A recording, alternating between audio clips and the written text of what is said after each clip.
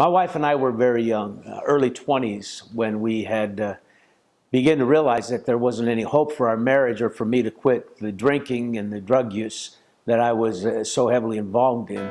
Hi, I'm Dave Suspansky. I pastor the Door Christian Church here in Jacksonville, North Carolina.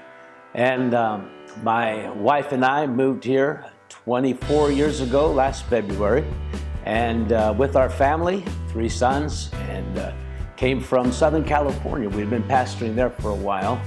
I wasn't always a Christian, although I was religious. We believed in God, had a Catholic background and upbringing in my early life, and yet I never seemed to come into what I needed to set me free, change me from the problems and the habits I'd developed. So I had been raised believing in God, but never knew the power of God. And what I found was, after a conversion experience at age 22, gave my life over to Christ, found His transforming power, filled with His Spirit, so changed us, saved our marriage, habits and sinful issues that no religion could help a man with, no program could change a man.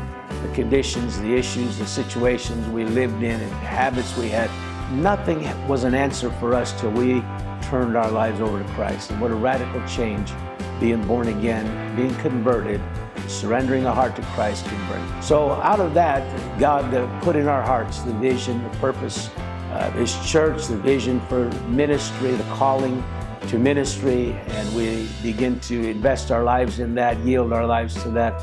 And now we have had the blessed privilege of pastoring here for over 2 decades. And I'd like to share with you a little bit about our church. It's a wonderful church filled with people who have the same similar testimony, a life changed by the power and the grace of God, and a life filled with victory and hope, and the people that have a passion to share that with anyone and everyone they can.